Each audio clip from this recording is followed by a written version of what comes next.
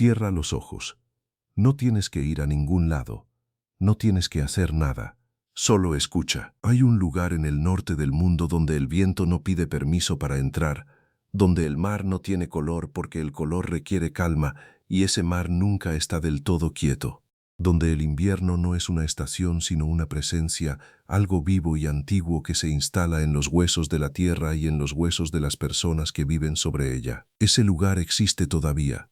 Lo llamamos Escandinavia, pero hace 1000 años no tenía ese nombre. Hace 1000 años era simplemente el mundo, el único mundo que algunas personas habían conocido nunca, un mundo de fiordos y bosques de pinos y noches que duraban meses enteros y veranos tan breves y tan intensos que casi dolían. Y en ese mundo vivían ellos. Los llamamos vikingos. Y esa palabra ya es un problema porque no era lo que ellos se llamaban a sí mismos. Viking era una actividad, no una identidad. Ir a vikingo significaba ir de expedición, ir a explorar, ir a comerciar o a saquear según la oportunidad. Un hombre que iba a vikingo era un vikingo. Cuando volvía a casa, cuando dejaba su barco y caminaba de vuelta a su granja y saludaba a su familia, dejaba de ser vikingo y volvía a ser simplemente un hombre del norte, un norseman, un escandinavo. La identidad vikinga que conocemos, ese estereotipo del guerrero feroz con el hacha y el casco con cuernos, es una construcción posterior, una simplificación, una caricatura que el siglo XIX romántico construyó sobre los fragmentos de una cultura mucho más compleja, mucho más matizada, mucho más interesante que cualquier caricatura.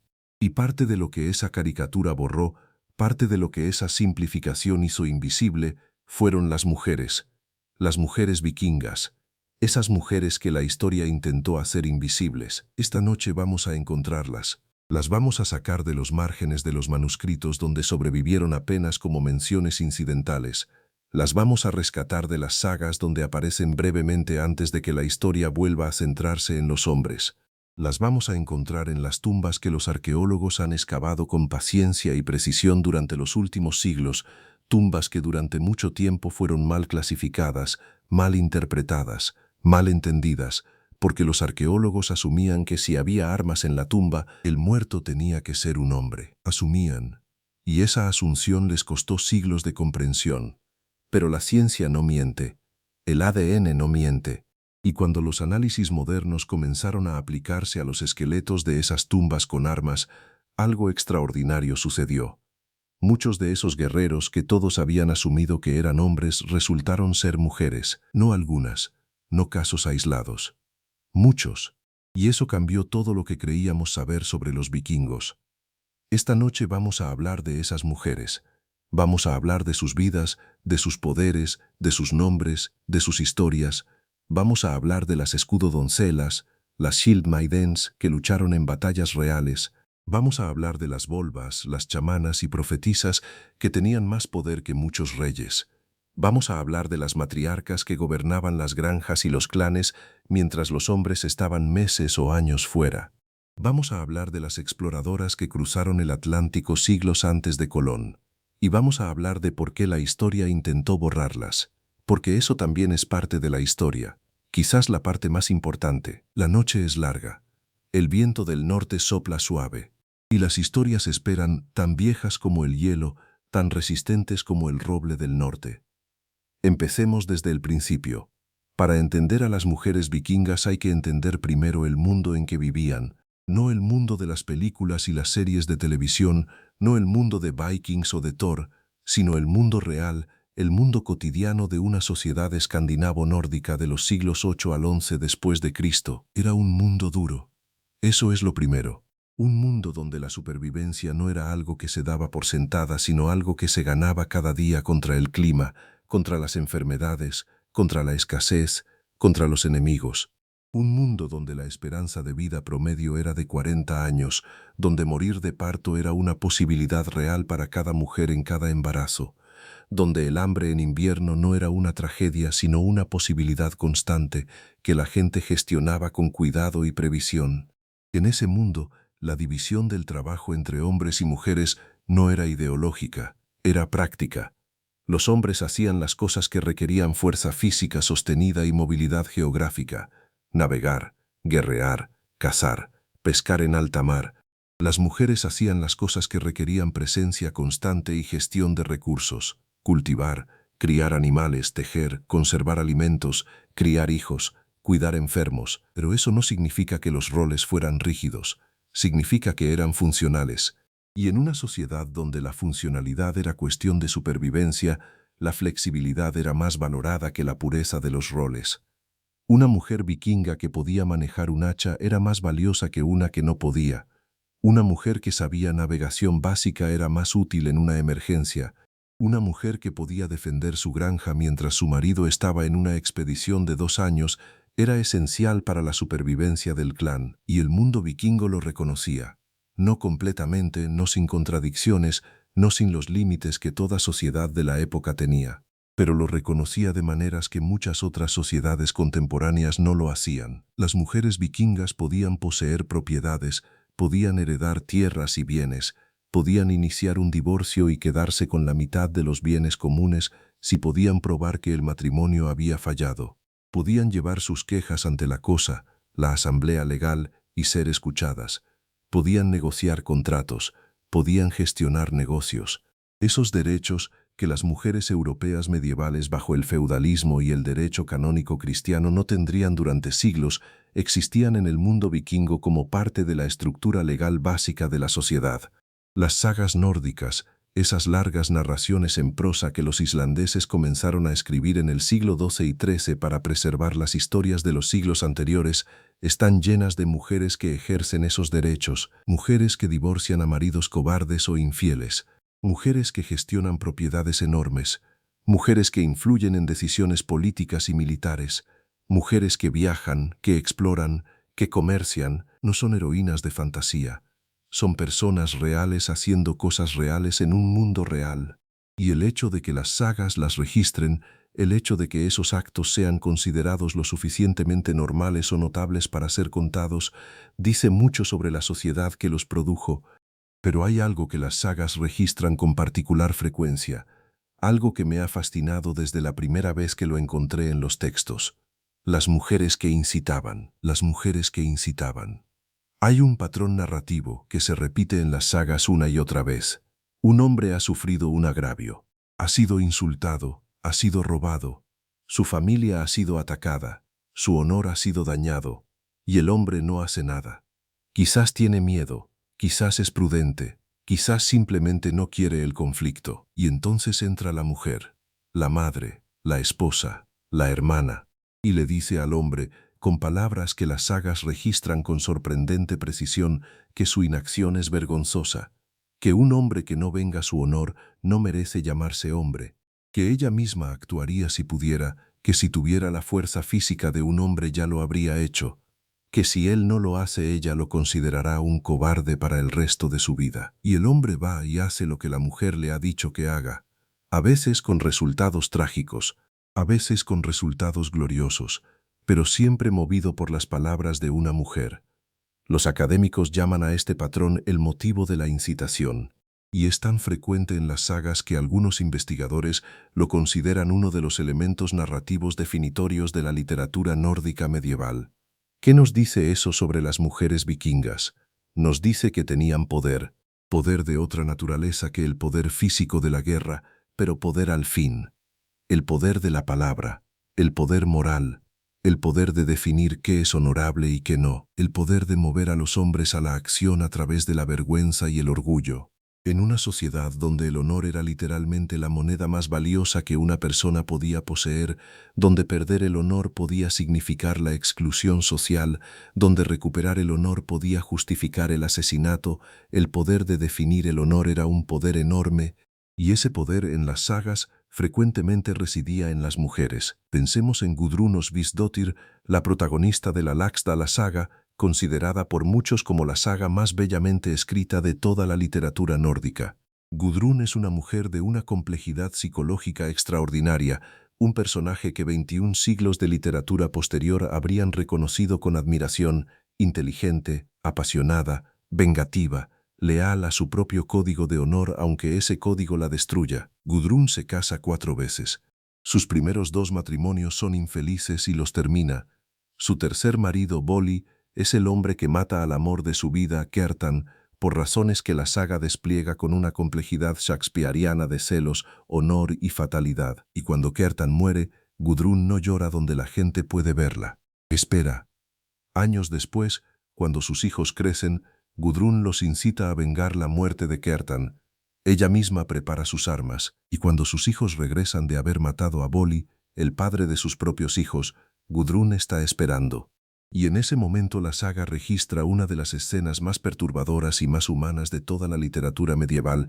Gudrun lava la sangre de las armas de sus hijos, la sangre de su marido, y lo hace con una calma que es más aterradora que cualquier llanto. Al final de su vida, uno de sus hijos le pregunta a Gudrun, ¿a quién amaste más? La pregunta implica, ¿a Kjartan, el amor de tu vida, o a Voli, el marido que mataste?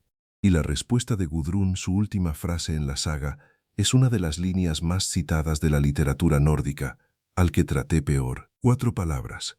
Toda una vida de contradicciones y dolor comprimidas en 4 palabras. Un personaje tan complejo, tan moderno, tan verdadero que cuesta creer que fue escrito en el siglo XIII. Esos son las mujeres de las sagas. No víctimas, no adornos. Personas con agencia, con pasiones, con contradicciones, con poder, pero las sagas son literatura, son narrativa. ¿Qué nos dice la arqueología? Nos dice algo aún más sorprendente, la tumba de Birka. Ese es el nombre con el que ahora se conoce uno de los descubrimientos arqueológicos más importantes y más controversiales de los últimos años en el campo de los estudios vikingos. Birka era una ciudad comercial vikinga en Suecia, activa aproximadamente desde el año 750 hasta el 975 después de Cristo. Era uno de los centros comerciales más importantes del mundo vikingo, un lugar donde convergían mercaderes de Escandinavia, de las Islas Británicas, del Imperio Franco, del mundo árabe, de Bizancio. Una ciudad cosmopolita por los estándares de su época, un nodo en la red de comercio que conectaba el norte de Europa con el resto del mundo conocido. En Birka hay más de 1000 tumbas excavadas, y entre ellas, la tumba catalogada como BJ581 fue durante más de un siglo considerada la tumba de un guerrero vikingo de alto rango. Las razones para esa conclusión parecían obvias. La tumba contenía un conjunto de armas extraordinariamente completo. Una espada, un hacha, una lanza, un arco con flechas, un cuchillo, 2 escudos. También contenía 2 caballos completos, un macho y una hembra, sacrificados y enterrados junto con el guerrero. Y un juego de piezas de juego estratégico, probablemente un precursor del ajedrez, que se interpretó como una señal de que el muerto era no solo un guerrero, sino un comandante, alguien que planeaba batallas y movía tropas como si fueran piezas en un tablero. Era, por cualquier estándar de la arqueología vikinga, una de las tumbas de guerrero más ricas jamás encontradas. Y durante más de un siglo, nadie cuestionó que el guerrero en esa tumba era un hombre. Nadie lo cuestionó porque nadie pensó que había algo que cuestionar. Era un guerrero. Los guerreros son hombres. La conclusión parecía tan obvia que ni siquiera requería verificación, pero en 2017, un equipo de investigadores publicó un estudio que analizaba el ADN del esqueleto de la tumba BJ581. Y el análisis fue categórico. El guerrero enterrado en esa tumba con todas esas armas, con esos 2 caballos, con ese juego estratégico que señalaba liderazgo militar, era una mujer. El mundo académico reaccionó con una mezcla de asombro, escepticismo y eventualmente, a medida que los análisis fueron confirmados y reconfirmados, con algo parecido a la humildad. Habíamos mirado durante más de 100 años esa tumba y no habíamos visto lo que había delante de nuestros ojos, porque asumíamos.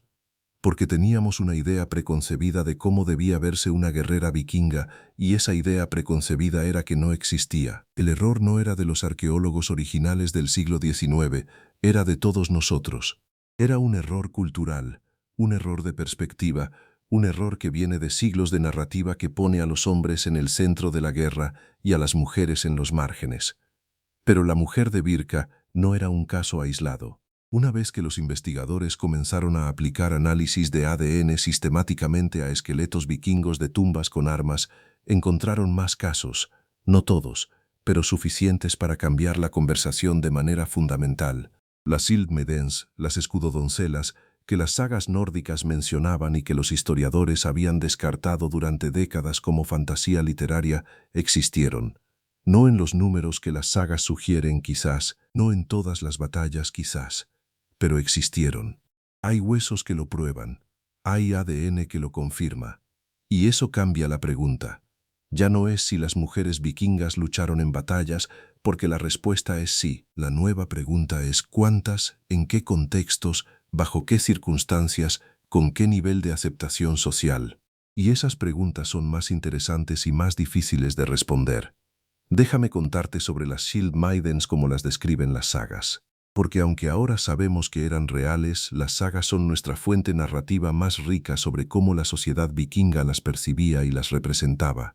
La palabra nórdica es skaldmar, escudo doncella, y en las sagas aparecen de maneras fascinantes. No son simplemente mujeres que tomaron un arma en un momento de desesperación, son mujeres que eligieron deliberadamente un camino de vida guerrero, que se entrenaron, que comandaron, que fueron reconocidas como combatientes por sus contemporáneos. La Hervarar saga cuenta la historia de Erbor, quizás la Shield Maiden más completamente desarrollada de toda la literatura nórdica. Erbor es hija de Heidrek, un rey, pero creció sin conocer a su padre porque éste murió antes de su nacimiento. Fue criada como una niña ordinaria, pero desde pequeña mostró un temperamento que su familia encontraba difícil de manejar. Las sagas nos dicen que Erbor era más hábil con armas que con costura, más cómoda en el bosque que en la sala de tejer, más interesada en los hombres que en ser como las otras mujeres de su aldea. Y cuando creció, tomó una decisión que la saga presenta como perfectamente coherente con su carácter. Se vistió de hombre, tomó armas y se unió a una banda de vikingos, navegó con ellos, combatió con ellos, y luego hizo algo que ninguno de ellos se habría atrevido a hacer. Desembarcó en la isla de Samsey, un lugar que se consideraba maldito porque en él estaba enterrado su padre con la espada mágica Tyrfing, una espada que según la leyenda traía maldición a quien la portara pero que era también el arma más poderosa del mundo nórdico. Y Erbor fue a buscarla. La escena en la que Erbor llega a la tumba de su padre en mitad de la noche, rodeada de fuego de otro mundo, y llama a los muertos para que le entreguen la espada, es una de las más evocadoras de toda la literatura nórdica. No tiene miedo, o si lo tiene, no lo muestra. Habla con el espíritu de su padre muerto con una mezcla de respeto y determinación que el espíritu finalmente honra. Le entrega a Tyrfing, y Erbor vuelve al mundo de los vivos con la espada maldita en la mano, lista para continuar su vida de guerrera. Más tarde en la saga Erbor se casa, tiene hijos, y eventualmente esa vida guerrera la lleva a morir en batalla, lo cual las sagas presentan como una muerte honorable, la muerte que había elegido al elegir ese camino de vida. Lo fascinante de Erbor como personaje no es solo su valor, es la actitud de la saga hacia ella. La saga no la presenta como una anomalía o un monstruo o una tragedia, la presenta como una persona que siguió su naturaleza, que vivió de acuerdo con sus talentos y su carácter y que murió como había vivido. Hay una dignidad en esa presentación que es notable. Y hay otra Shield Maiden de las sagas que merece ser contada esta noche. Brynhildr. Brynhildr es quizás el personaje femenino más importante de toda la mitología nórdica. Aparece en la Volsunga saga, en la Edda poética, y en sus diferentes encarnaciones influye en la historia del héroe Sigurd, el equivalente nórdico de Sigfrido en la tradición alemana. En su versión más antigua, Brynhildr es una valquiria, una de las doncellas de batalla que Odín envía a los campos de guerra para elegir a los caídos y llevarlos al Valhalla.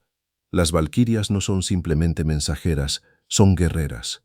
Montan a caballo, llevan armas, y en las fuentes más antiguas tienen poder sobre el destino de las batallas. Brynhildr desobedece a Odín, elige al perdedor de una batalla en lugar del ganador porque cree que el perdedor era más honorable, más merecedor de la victoria.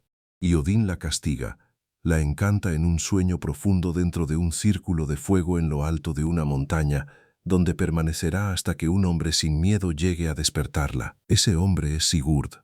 Y cuando llega a la montaña y cruza el fuego y despierta a Brynhildr, lo que encuentra no es una princesa agradecida, encuentra a una guerrera que lleva armas incluso dormida, que lo primero que hace al despertar es hablar de batallas y de honor, que es en todos los sentidos su igual y en algunos su superior. Se enamoran, se prometen, y luego las circunstancias, en una cadena de engaños y malentendidos de una complejidad casi shakespeariana, los separan. Sigurd se casa con otra mujer, Brynhildr se casa con otro hombre, y cuando la verdad de los engaños sale a la luz, la historia se precipita hacia una de las tragedias más oscuras de la literatura nórdica. Lo que me interesa de Brynhildr no es el romance, es lo que la saga dice sobre su carácter cuando todo el mundo que la rodea intenta manipularla o usarla o explicarle lo que debe sentir. Brynhildr no acepta ninguna de esas explicaciones, mantiene su propio código, su propia versión de los eventos, su propio sentido de lo que es correcto y lo que no. Y cuando al final decide morir junto al cuerpo de Sigurd en una pira funeraria que ella misma organiza, lo hace en sus propios términos. No es una víctima, es una persona que ha perdido lo que más quería y que elige cómo responde a esa pérdida. Las valquirias. Tengo que hablar de las valquirias con más detalle porque son una de las ideas más fascinantes y más malentendidas de la mitología nórdica. La imagen popular de las valquirias, esas mujeres con cascos con cuernos y armaduras brillantes que vuelan sobre los campos de batalla en caballos alados, es en gran parte una creación del siglo XIX, especialmente de la ópera de Wagner. La realidad de las valquirias en los textos nórdicos más antiguos es más oscura, más ambigua y más interesante. La palabra valquiria viene del nórdico antiguo valkyrja, que significa literalmente la que elige a los muertos. Y en los textos más tempranos, las valquirias son entidades sobrenaturales asociadas con la muerte en batalla, con el destino, con fuerzas que están más allá de la comprensión humana. Pero en las sagas posteriores, las valquirias se humanizan. Se convierten en personajes con nombres, con personalidades, con historias propias. Y en esa humanización encontramos algo notable. Las valquirias son presentadas como la máxima expresión de la feminidad guerrera en el mundo nórdico. Son la idealización de lo que una Shield Maiden podría ser si tuviera poder sobrenatural. Los nombres de las valquirias son poemas en sí mismos. Sigrun, que significa victoria runa, Hildra, que significa batalla, Skuld, que significa deuda o aquella que debe suceder, Gondul, cuyo significado es incierto pero que algunos asocian con lobo o magia. Cada nombre es una palabra de la guerra, del destino, del poder, y hay algo más en las valquirias que los textos revelan si se leen con atención. Tienen voluntad propia. Pueden obedecer a Odín, pero también pueden desobedecer, pueden intervenir en las batallas según su propia evaluación de quién merece vivir. Pueden enamorarse de mortales y actuar en consecuencia, pueden rebelarse. Esa autonomía, esa capacidad de acción independiente incluso en el contexto de la jerarquía divina, es una característica definitoria de las valquirias en los textos más ricos, y refleja algo sobre cómo la sociedad vikinga imaginaba el poder femenino, no como algo completamente subordinado a la autoridad masculina, sino como algo que podía existir en tensión con esa autoridad, que podía resistirla, que podía actuar según sus propios criterios.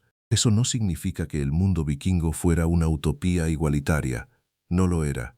Los hombres tenían más poder político y militar en la mayoría de los contextos.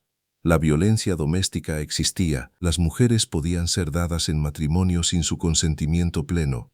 Las esclavas, las thralls, tenían prácticamente ningún derecho. Pero en comparación con muchas otras sociedades medievales, en comparación con el mundo feudal cristiano que se estaba desarrollando en Europa occidental al mismo tiempo, el mundo vikingo ofrecía a sus mujeres libres un grado de agencia, de reconocimiento legal y de presencia en la narrativa cultural que es notable. Y nadie encarna esa agencia más completamente que las volvas. Las volvas, si las Shield Maiden son la expresión guerrera del poder femenino vikingo, las volvas son su expresión espiritual e intelectual, y en términos de influencia real sobre la sociedad, las volvas quizás superaban a cualquier guerrera. La palabra volva viene del nórdico antiguo y significa literalmente portadora de vara o bastón.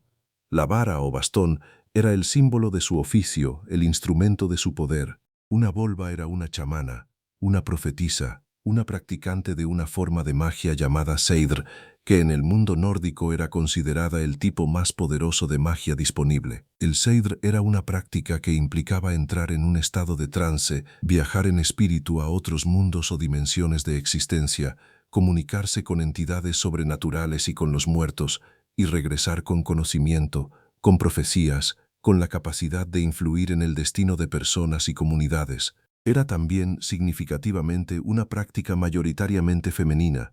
Los textos nórdicos mencionan hombres que practicaban seidr, pero esos hombres eran vistos con sospecha, asociados con una cualidad llamada ergi, que tenía connotaciones de abyección o falta de masculinidad.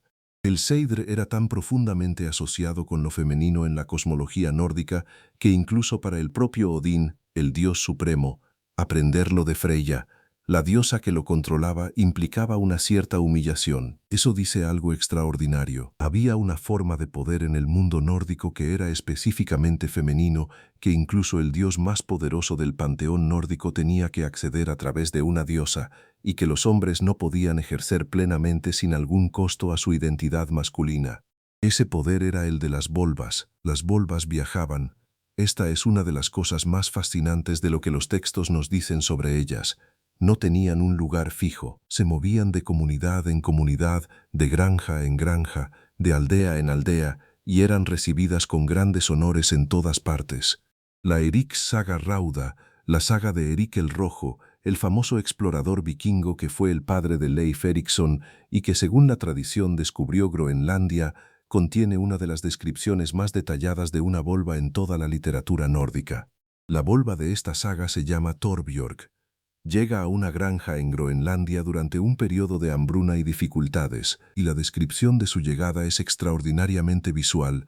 Viene vestida con una capa azul oscuro adornada con piedras preciosas, lleva un bastón con un pomo de bronce adornado con piedras, lleva un tocado de pieles negras de cordero con un forro blanco de piel de gato, lleva guantes de piel de gato peluda, lleva zapatos de piel de ternera con correas largas con botones de latón. Cada elemento de su ropa es simbólico. El azul es el color de la magia en la tradición nórdica. Las pieles son señales de poder sobrenatural. El bastón es su instrumento de trabajo. Es un traje de poder, una vestimenta que comunica a todos los que la ven quién es y qué puede hacer. Y la granja la recibe con los mejores alimentos disponibles a pesar de la escasez. Le preparan un asiento especial elevado para que pueda ver toda la sala. La tratan como a una reina porque en cierta manera lo es.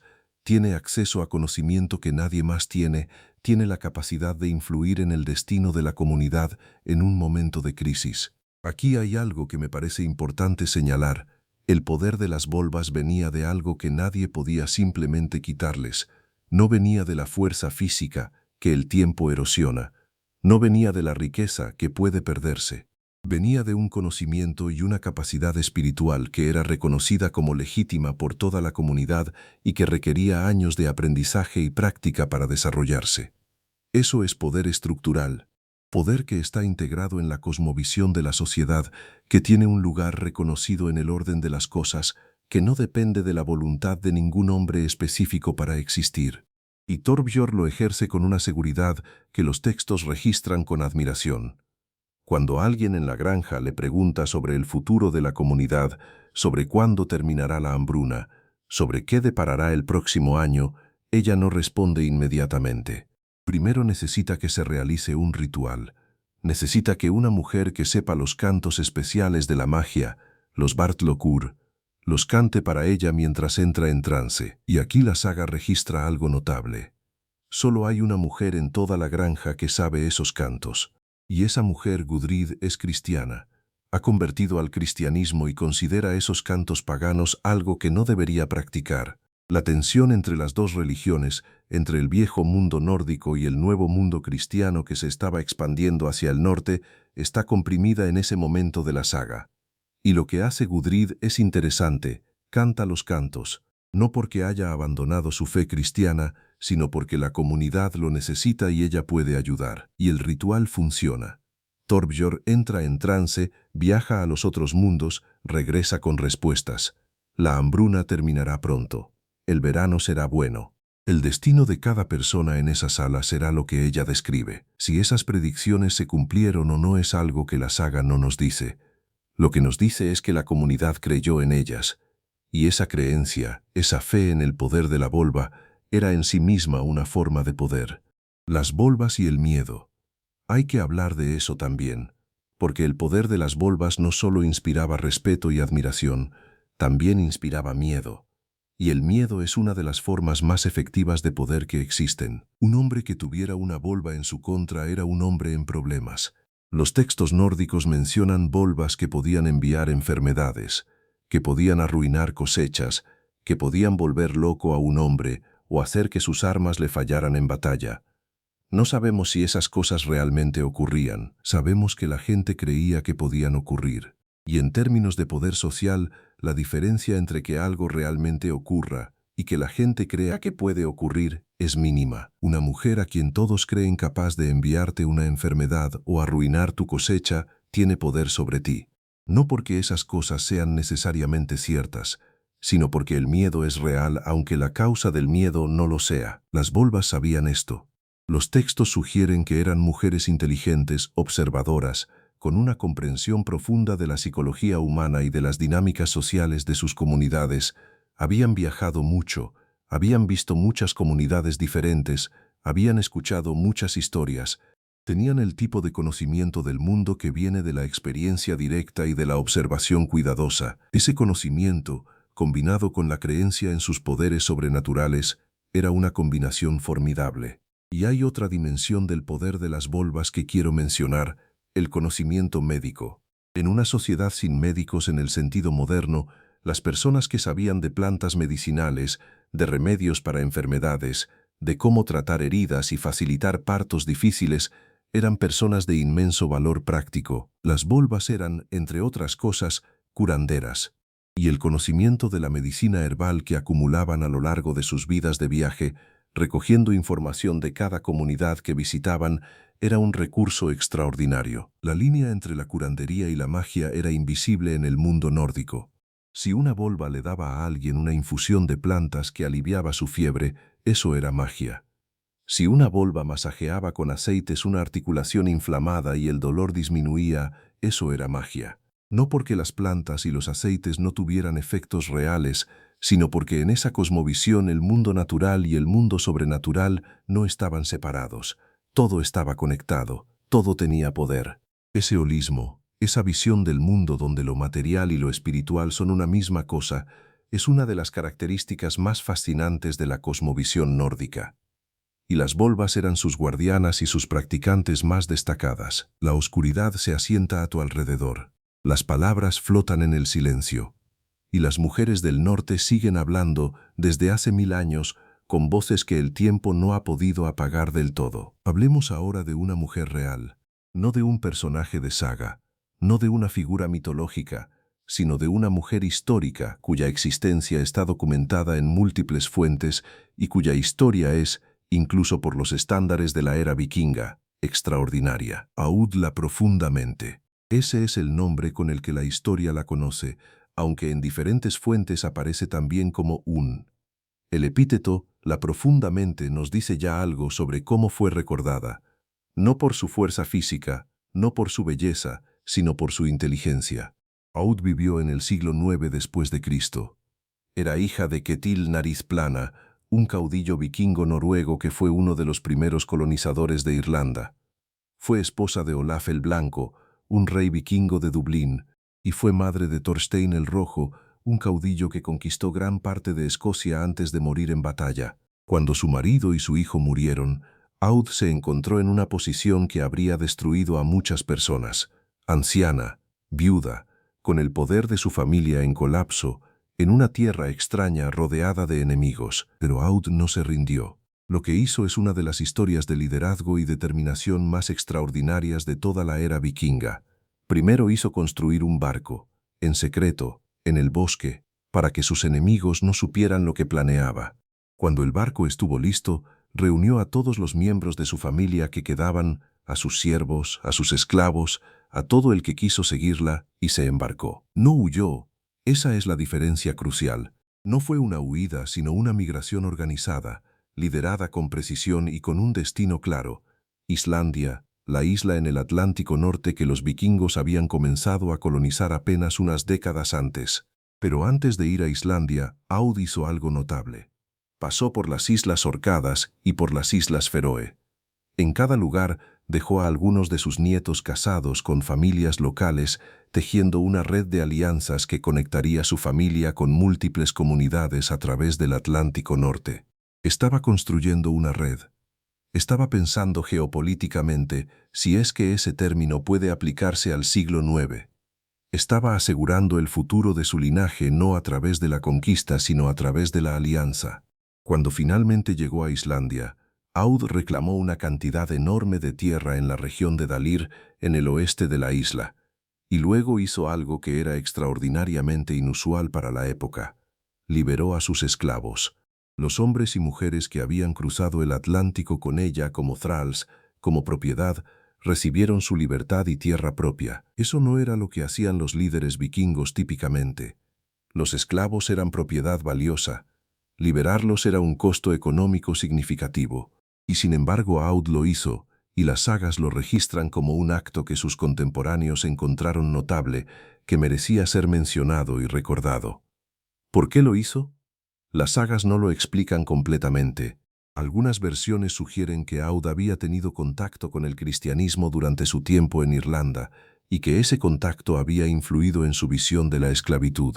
Otras simplemente lo presentan como un gesto de generosidad y reconocimiento hacia personas que la habían servido fielmente en tiempos difíciles. Lo que sí sabemos es que los descendientes de esos esclavos liberados se convirtieron en hombres libres islandeses, que sus familias se entrelazaron con las de los descendientes de Aud, y que siglos después esas familias mixtas eran parte de la sociedad islandesa sin marcas de la esclavitud de sus antepasados. Aud fundó lo que se convertiría en una de las familias más importantes de la historia islandesa. Entre sus descendientes directos están varios de los protagonistas de las sagas más famosas, incluyendo a la Gudrun de la Laxdala saga que mencionamos antes. Y cuando Aud murió, fue enterrada con los honores de un caudillo. Su tumba fue excavada en el siglo XX y los arqueólogos encontraron los restos de un barco, los objetos personales de una persona de alto estatus, las señales de un funeral de élite. Audla profundamente. Una anciana que cruzó el Atlántico Norte en un barco construido en secreto, que liberó a sus esclavos, que fundó una colonia, que construyó alianzas a través de 2 océanos, que fue recordada por una mente tan aguda que mereció un epíteto por esa sola razón. Eso es una mujer vikinga. Pero hay más. Hay otras mujeres que la historia casi borró y que merece recuperar esta noche. Freydís Eiríksdóttir, la hija de Eric el Rojo, la media hermana de Leif Erikson, el hombre que la tradición reconoce como el primer europeo en llegar a las costas de América del Norte. Freydís fue también a América. Eso es algo que muchas personas no saben, que las fuentes históricas confirman. Freydís lideró o colideró una expedición a Vinlandia, el nombre nórdico para la costa norteamericana, probablemente en algún momento alrededor del año 1000 después de Cristo. Y la historia de esa expedición es uno de los relatos más perturbadores y más fascinantes de toda la literatura de sagas. Según la Grenlandinga saga, Freydís propuso una expedición conjunta a Vinlandia con 2 hermanos islandeses, Helgi y Finnbogi. El acuerdo era que compartirían los barcos, que cada parte llevaría 30 hombres de combate, y que los beneficios de la expedición serían divididos equitativamente. Pero desde el principio de la expedición hay tensión. Freydís viola el acuerdo y lleva más hombres de los pactados, escondiendo el exceso entre su tripulación. Cuando llegan a Vinlandia y establecen sus campamentos, los 2 grupos se separan en lugar de quedarse juntos, una señal de que la convivencia ya es difícil. Y luego, durante el invierno, algo ocurre. Los textos son vagos sobre la causa exacta. Hablan de insultos, de disputas sobre el acceso a los recursos, de tensiones acumuladas. Pero el resultado no es vago en absoluto. Freydís va al campamento de los hermanos antes del amanecer. Los despierta, les dice que quiere comprar su barco porque el suyo es más pequeño. Los hermanos están de acuerdo. Y entonces Freydís regresa a su propio campamento, donde despierta a su marido, Thorvardr. Y lo que le dice es extraordinario, que los hermanos la atacaron, que la golpearon, que la maltrataron, y que si él fuera un hombre de verdad, la vengaría. Su marido no cuestiona su historia. Su marido se levanta, y a continuación, los hombres de Freydís matan a todos los hombres del campamento de los hermanos, todos. 30 hombres. Pero quedan 5 mujeres, y los hombres de Freydis se niegan a matarlas. Y entonces Freydis toma ella misma un hacha y mata a las 5 mujeres con sus propias manos. Luego amenazan a todos los sobrevivientes de la expedición con la muerte si cuentan lo que pasó, y regresan a Groenlandia con el barco extra y con los bienes de los muertos. La saga dice que Freydis mantuvo el secreto durante un tiempo, pero los secretos no se mantienen. La historia salió a la luz, y cuando Eric el Rojo, su padre, se enteró, quedó devastado. Esa historia es difícil, es brutal, si es verídica, un relato de asesinato en masa planeado y ejecutado fríamente. ¿Por qué la cuento esta noche? ¿Por qué incluir a Freydis entre las mujeres vikingas que merece recordar? Porque la historia de Freydis nos dice algo importante sobre por qué la historia simplificó y distorsionó a las mujeres vikingas. Freydis no encaja en ninguna categoría simple, no es una víctima, no es una heroína, no es un ángel ni es un demonio. Es una persona compleja, capaz de liderazgo y de traición, de valor y de crueldad, de astucia estratégica y de violencia brutal. Es, en una palabra, humana. Tan humana como Julio César, que también masacró poblaciones enteras y también fue celebrado como grande. Tan humana como Alejandro Magno, cuyas campañas también dejaron montones de muertos y que también fue llamado el Grande. La diferencia es que Freydis fue una mujer, y la historia trata a las mujeres que cometen actos de violencia de manera diferente a como trata a los hombres que cometen los mismos actos. Un hombre que mata para proteger su poder es un líder. Una mujer que hace lo mismo es un monstruo. Esa doble vara de medir, esa manera diferente de juzgar la misma acción según el género de quien la comete, es parte de cómo la historia borró a las mujeres vikingas, no solo ignorándolas, sino también demonizando a las que no podía ignorar. Freydis llegó a América.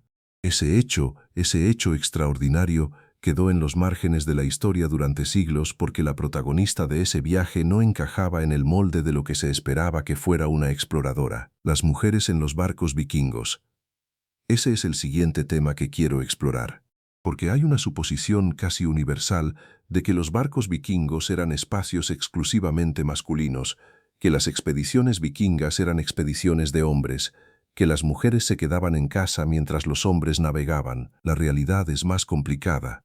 Las expediciones de colonización, las que llevaron a los vikingos a poblar las Islas Feroe, Islandia, Groenlandia y eventualmente las costas de América del Norte, no eran expediciones de raid, no eran grupos de guerreros que partían a saquear y volvían, eran migraciones familiares, y las migraciones familiares incluyen mujeres.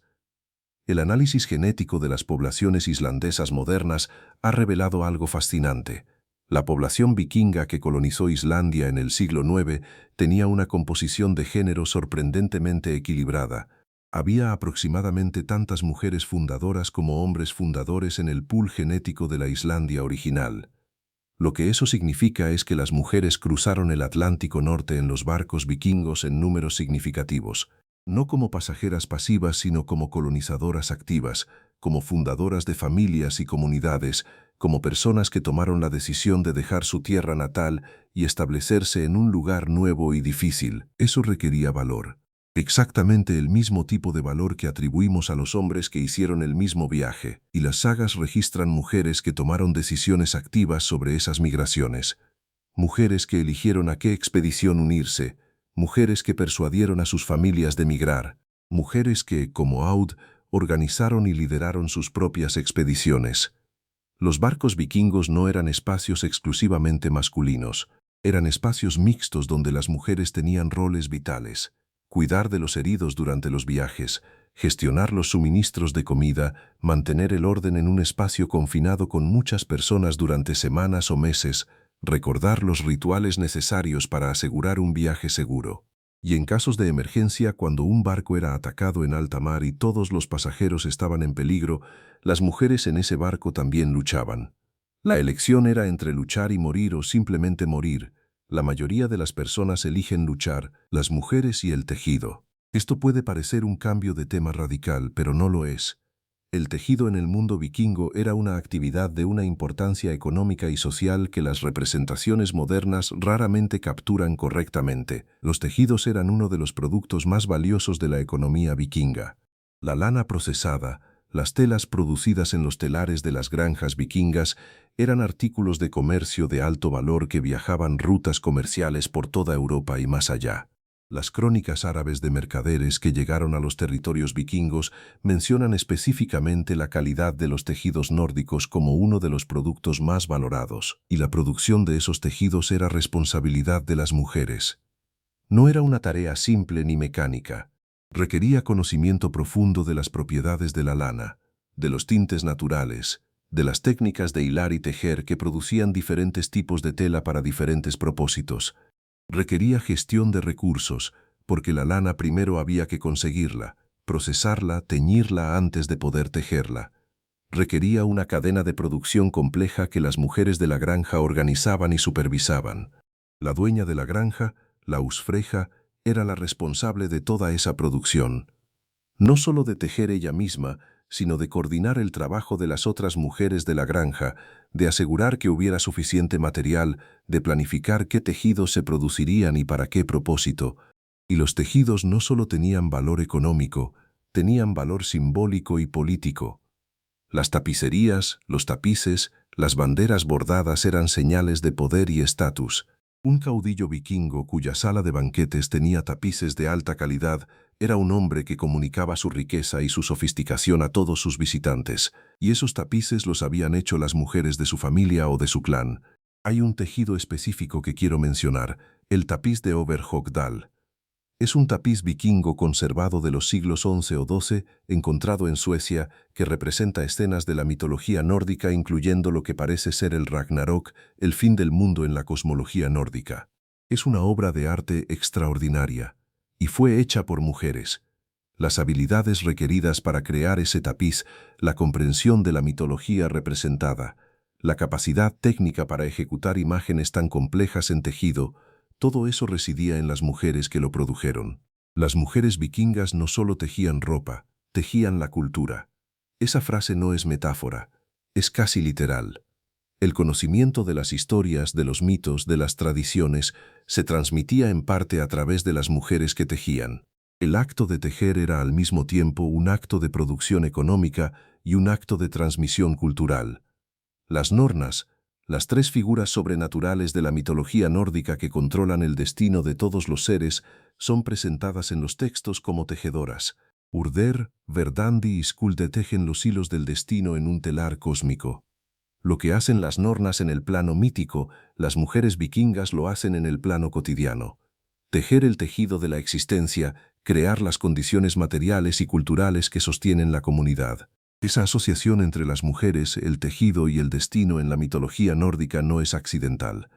Es un reconocimiento, codificado en forma mítica, del poder real de las mujeres en la sociedad vikinga. La medicina vikinga y las mujeres, otro ámbito donde el papel de las mujeres fue enorme y raramente reconocido. Los textos nórdicos mencionan con cierta frecuencia la figura de la lagnir, la curandera o médico.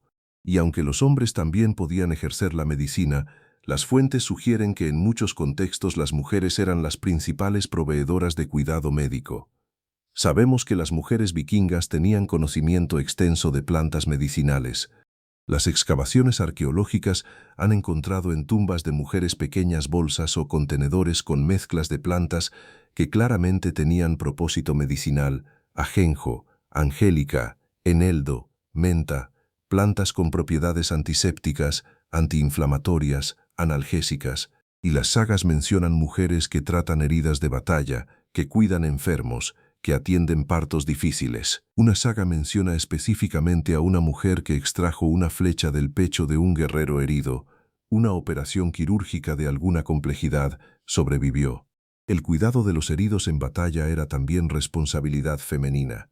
Después de una batalla, eran las mujeres quienes recorrían el campo buscando heridos, trayéndolos de vuelta al campamento, limpiando y vendando las heridas, dando los remedios necesarios para la fiebre y el dolor. Ese trabajo esencial sin el cual muchos más guerreros habrían muerto, era invisible en los relatos de la batalla. Las sagas cuentan los golpes de espada y las hazañas de los hombres. No cuentan las horas que las mujeres pasaron de rodillas junto a los heridos, haciendo todo lo que podían con los recursos que tenían. pero los guerreros sobrevivieron porque las mujeres los cuidaron. Y hay una figura en la mitología nórdica que encarna esa dimensión del poder femenino: Eir. Eir es una diosa o una valquiria. Los textos no son completamente consistentes sobre su estatus exacto, que está asociada con la medicina y la sanación. Su nombre significa misericordia o ayuda en nórdico antiguo. Eir es mencionada en los Eddas como la mejor de las médicas. Y ese título, la mejor de las médicas, en una mitología donde hay dioses de la guerra y dioses de la sabiduría y dioses de la fertilidad, dice algo sobre cuánto valoraba esa sociedad el conocimiento médico. Las mujeres vikingas y el comercio. Otro ámbito donde su papel fue significativo y raramente reconocido. El mundo vikingo fue, entre otras cosas, un mundo de comerciantes. Las rutas comerciales que los vikingos establecieron conectaban Escandinavia con las islas británicas, con Francia, con el Imperio Germánico, con los estados eslavos del este, con Bizancio y con el mundo árabe. El comercio era una de las principales fuentes de riqueza para las familias vikingas, y mientras los hombres viajaban esas rutas, las mujeres gestionaban el lado doméstico del comercio. Decidían qué producir para vender, negociaban precios con los mercaderes que llegaban a sus comunidades, gestionaban el inventario de bienes en el hogar, tomaban decisiones sobre qué comprar con los recursos disponibles. Pero también hay evidencia de que algunas mujeres participaban directamente en el comercio, que viajaban con expediciones mercantiles, que tenían sus propios negocios. Las sagas mencionan mujeres mercaderes, mujeres que poseen barcos, mujeres que negocian en las ferias comerciales, y los objetos encontrados en tumbas de mujeres a menudo incluyen balanzas de pesaje, pesas de metal, los instrumentos del comercio. Esos objetos no son instrumentos del hogar, son instrumentos de transacción económica. Y el hecho de que estuvieran en tumbas de mujeres, el hecho de que fueran considerados importantes para la vida de esas mujeres después de la muerte, dice que esas mujeres eran comerciantes activas en vida. Las llaves de hierro. Este es un símbolo que aparece una y otra vez en la iconografía y en los enterramientos vikingos asociados con las mujeres, y que tiene un significado que va más allá de lo funcional. La dueña de la granja, la Husfreyja, llevaba al cinto un manojo de llaves. Esas llaves abrían los almacenes de comida, los cofres de ropa y telas valiosas, los baúles donde se guardaba el dinero y los objetos de valor. Tenía literalmente las llaves del patrimonio familiar. Esas llaves eran un símbolo de autoridad. En el mundo vikingo, la mujer que llevaba las llaves al cinto era la administradora de los recursos del hogar. No el marido, no el hijo mayor, sino ella. El control de los recursos alimentarios y económicos del hogar era su responsabilidad y su poder, y las llaves se enterraban con las mujeres cuando morían. Se han encontrado en innumerables tumbas femeninas vikingas, a veces elaboradamente decoradas, a veces simples y funcionales, pero siempre presentes. Incluso en la muerte, la Husfreyja llevaba consigo la señal de su autoridad. Esa imagen, la mujer con las llaves al cinto, se repite en la iconografía nórdica. Está en las figuras de bronce que se han encontrado en yacimientos vikingos de toda Escandinavia. Está en las descripciones de las sagas. Está en los dibujos de los manuscritos medievales que ilustraban las vidas de las personas del norte. Es una imagen de poder, de un poder diferente al de la espada y el hacha, pero poder al fin. La noche avanza suavemente. Las palabras se depositan como nieve en el silencio, y las mujeres del norte siguen ahí, presentes, persistentes, recordadas aunque la historia intentó olvidarlas. Hablemos ahora de la religión nórdica y el papel de las mujeres en ella. Porque hemos mencionado a las volvas, pero hay más que eso. Hay toda una dimensión de la espiritualidad nórdica que era específicamente femenina y que merece exploración. Freyja. No se puede hablar de las mujeres en la religión nórdica sin hablar de Freyja. Es la diosa más compleja, más poderosa y más interesante del panteón nórdico, y su presencia en la mitología ilumina muchas cosas sobre cómo el mundo vikingo entendía el poder femenino. Freyja es la diosa del amor, de la guerra, de la magia, de la muerte, de la fertilidad y de la sabiduría. Esa combinación puede parecer contradictoria al oído moderno, pero en la cosmovisión nórdica tenía una lógica profunda. Todos esos ámbitos estaban conectados. El amor y la muerte están conectados. La fertilidad y la guerra están conectados.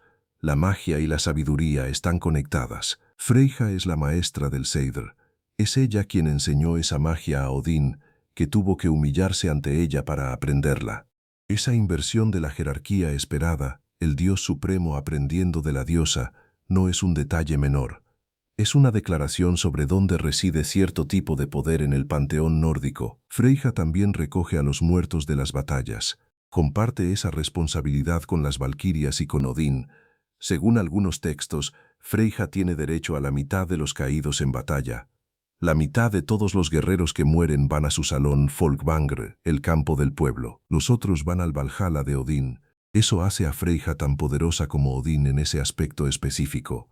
No menos. Igual, Freyja llora. Hay algo profundamente conmovedor en los textos que describen las lágrimas de Freyja. Se dice que sus lágrimas son de oro rojo, que caen al mar y se convierten en ámbar. Es una imagen de belleza salvaje, de dolor que se transforma en algo precioso. Y Freyja llora porque su marido, Odre, está siempre ausente, siempre vagando por el mundo, siempre en algún lugar que no es con ella. Hay una melancolía en ese aspecto de la mitología de Freyja que es muy humana. La persona que tiene más poder que nadie pero que no puede tener lo que más quiere. Las mujeres que honraban a Freyja, que hacían rituales en su honor, que pedían su ayuda en el amor y en el parto y en la magia, estaban honrando no solo un poder sobrenatural sino un espejo de sus propias experiencias, una diosa que entendía la ausencia y el amor y el dolor y la fuerza. Una diosa que era todo eso a la vez. Frigg, la otra gran diosa del panteón nórdico, la esposa de Odín, la reina de los dioses.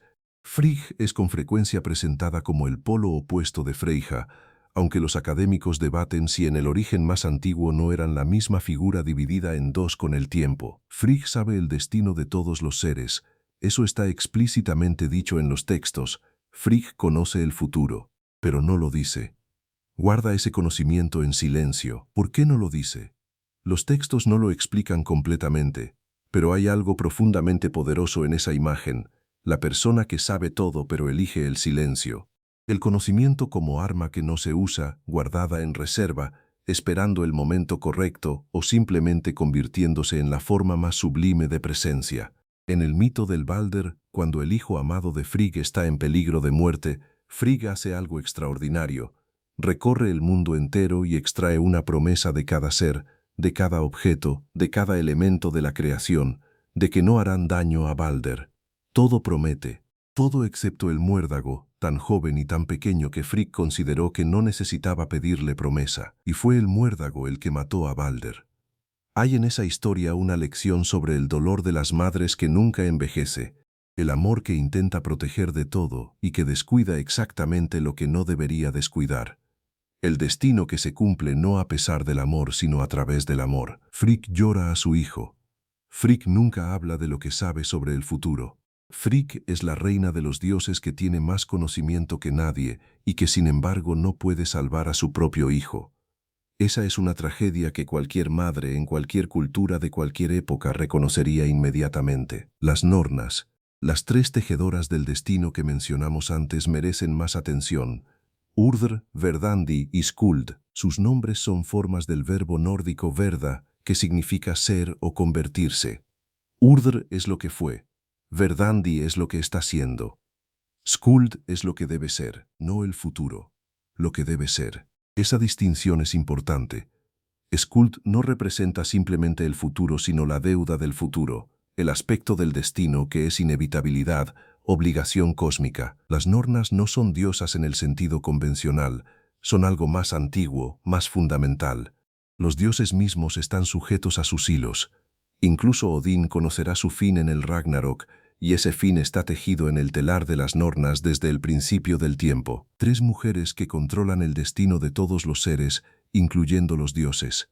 Eso es poder absoluto, y ese poder pertenece a figuras femeninas. Hay una simetría en la cosmología nórdica entre el máximo poder creativo y el femenino que es notable. Las Nornas controlan el destino, Freyja controla la magia más poderosa, él gobierna el reino de los muertos para todos los que no caen en batalla. El inframundo, la magia suprema y el destino mismo están en manos de mujeres o de figuras femeninas.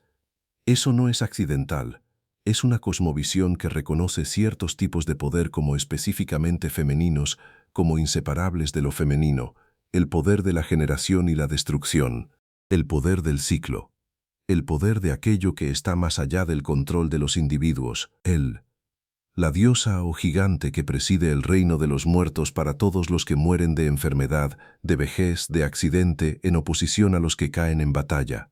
Él es la hija de Loki y de la gigante Angrboda. Es mitad viva y mitad muerta, su cuerpo dividido entre la carne normal y la putrefacción. Su reino se llama Niflheim o simplemente Hel, que es el origen de la palabra Hel en inglés. Pero el reino de Hel en la mitología nórdica no es un lugar de castigo. Es simplemente donde van los muertos. Es un lugar frío, silencioso, sombrío, pero no es un infierno en el sentido cristiano, y Él lo gobierna con autoridad total. Ningún dios le dice qué hacer. Incluso Odín, cuando quiere recuperar a su hijo Baldera del reino de los muertos, tiene que negociar con él, tiene que pedirle, y él pone sus propias condiciones. Él, la señora de los muertos, que pone condiciones a Odín. Ese detalle dice mucho sobre el lugar que ocupa lo femenino en la cosmología nórdica. No es subordinado, no es periférico, es central, es poderoso, es soberano en sus propios dominios, las mujeres y la política en el mundo vikingo. El Þing, la asamblea, era el centro de la vida política nórdica.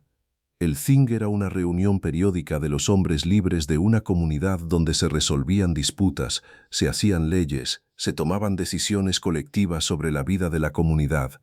Las mujeres no podían participar directamente en el Þing, no podían hablar en la asamblea, no tenían voto. Eso era claro, pero las mujeres influían en el Þing de maneras que los textos documentan. Influían a través de sus maridos y padres y hermanos y hijos que llevaban sus posiciones a la asamblea. Influían a través de las alianzas matrimoniales que ellas mismas habían negociado o que sus familias habían negociado para ellas. Influían a través de las conversaciones privadas que ocurrían antes y después de las sesiones públicas, y en casos extremos, influían apareciendo en el Þing ellas mismas, no para hablar sino para mostrar. Una viuda que llegaba al Þing con las heridas de su marido todavía frescas en la tela que ella misma había lavado, exigiendo silenciosamente que la asamblea reconociera el crimen y dispensara justicia, era una figura de poder político real aunque no tuviera voz formal en la asamblea. Ese tipo de acción, ese uso del cuerpo y de la presencia para comunicar lo que la palabra formal no puede decir, fue una estrategia de las mujeres vikingas que las sagas registran con respeto. La mujer que exige justicia sin tener derecho formal a exigirla, que usa la moral y la vergüenza pública como armas, que hace que la comunidad se sienta responsable de su situación aunque la ley no le dé herramientas formales.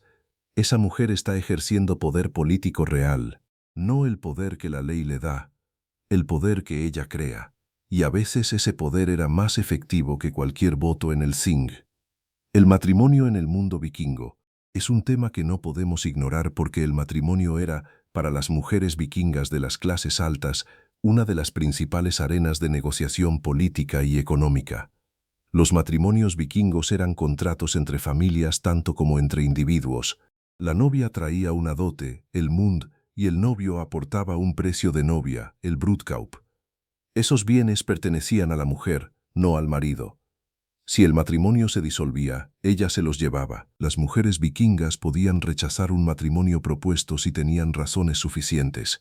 No siempre era fácil y no siempre tenían éxito, pero el derecho existía y las sagas registran mujeres que lo ejercieron.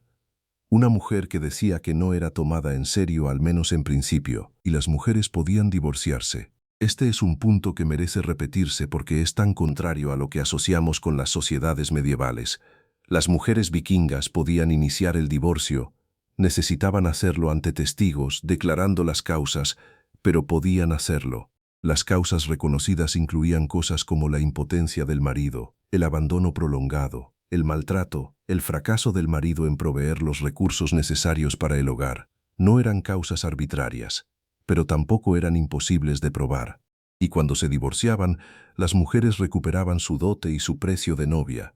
Se quedaban con la mitad de los bienes adquiridos durante el matrimonio. Se iban con sus hijos si eran pequeños. Podían volver a casarse. Eso no es libertad completa. Hay limitaciones, hay presiones sociales, Hay casos en que las familias no apoyan el divorcio y la mujer queda sola, pero en comparación con las mujeres de la Europa feudal cristiana de la misma época, que no tenían ningún derecho de divorcio, que eran literalmente la propiedad legal de sus maridos, las mujeres vikingas tenían una autonomía notable, y esa autonomía aparece en las sagas. Aparece en historias de mujeres que terminan matrimonios cuando sus maridos no están a la altura de sus expectativas. Aparece en historias de mujeres que eligen a sus propios segundos maridos.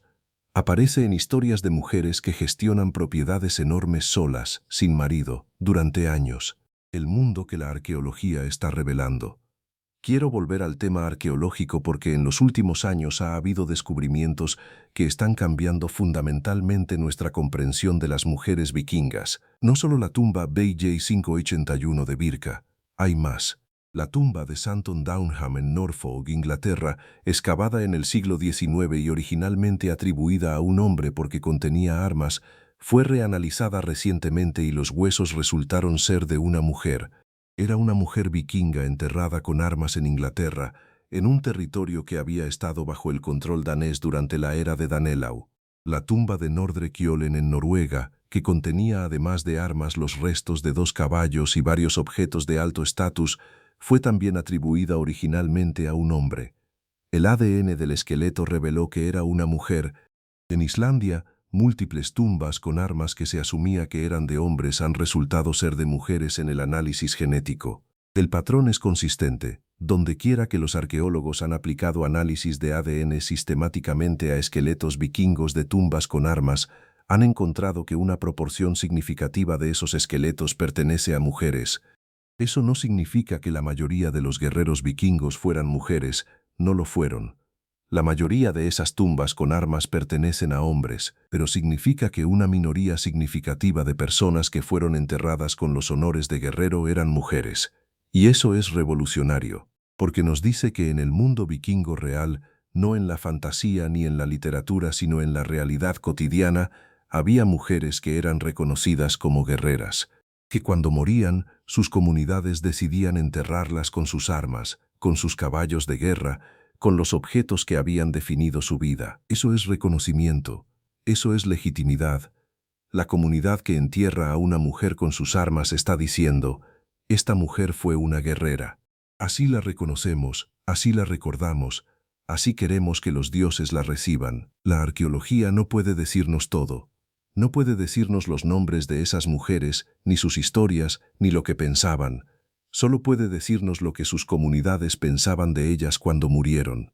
Y lo que nos dice es suficiente para cambiar la historia. El legado de las mujeres vikingas. ¿Qué quedó de todo esto? ¿Qué dejaron en el mundo las Shell Maidens y las Volvas y las exploradoras y las matriarcas y las tejedoras del mundo vikingo? Dejaron genes. Las poblaciones de Islandia, de las Islas Feroe, de partes de las Islas Británicas, de Normandía en Francia, de Rusia y Ucrania donde los varegos vikingos establecieron los primeros estados eslavos. Todas esas poblaciones llevan en su ADN el legado de las mujeres vikingas que se mezclaron con las poblaciones locales hace más de 1000 años. Dejaron nombres, los nombres de las Nornas, de Freyja, de El, de las Valquirias, sobrevivieron en el folclore escandinavo y llegaron eventualmente a la cultura popular global a través de la literatura y el cine y los videojuegos. Esos nombres llevan consigo ecos de una cosmovisión que reconocía el poder femenino de maneras que muchas culturas posteriores olvidaron. Dejaron historias, las sagas islandesas, esas extraordinarias narraciones que los islandeses medievales pusieron por escrito en los siglos XII y XIII, son uno de los cuerpos literarios más ricos y más singulares de la Europa medieval. Y están llenas de mujeres complejas, poderosas, imperfectas, humanas. Esas mujeres siguen vivas en las páginas de las sagas.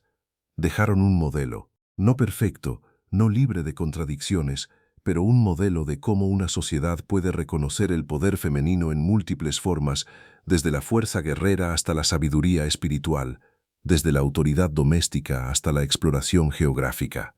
Y quizás lo más importante, dejaron un recordatorio de que la historia es siempre más complicada de lo que parecía, que detrás de cada narrativa simplificada hay personas que no encajaban en la simplificación y que merecen ser encontradas. Las mujeres vikingas esperaron. Esperaron en las tumbas y en las páginas de las sagas y en los filamentos del ADN de sus descendientes. Esperaron a que alguien llegara con las herramientas correctas, con las preguntas correctas, con la disposición de ver lo que estaba ahí todo el tiempo. Y estamos llegando. No al final del camino, sino al principio. Hay más tumbas por analizar, más textos por releer con nuevos ojos, más historias enterradas que esperan ser desenterradas. Los vikingos cruzaron el Atlántico sin saber exactamente qué encontrarían al otro lado. Solo sabían que valía la pena ir. Eso también es una enseñanza de las mujeres del norte. Vale la pena ir hacia lo desconocido. Vale la pena cruzar el hielo y el viento y la oscuridad hacia algo que todavía no puedes ver pero que sientes que está ahí. Las estrellas del norte brillan sobre el agua negra. El viento amaina. Y las mujeres que la historia intentó borrar están aquí, en el silencio, más presentes que nunca. Duerme. Llevas en ti los ecos de todas las personas que existieron antes que tú. Sus historias son también tu historia. Sus poderes son también tu posibilidad. Las nornas tejen en silencio. Freyja vuela sobre el mar oscuro.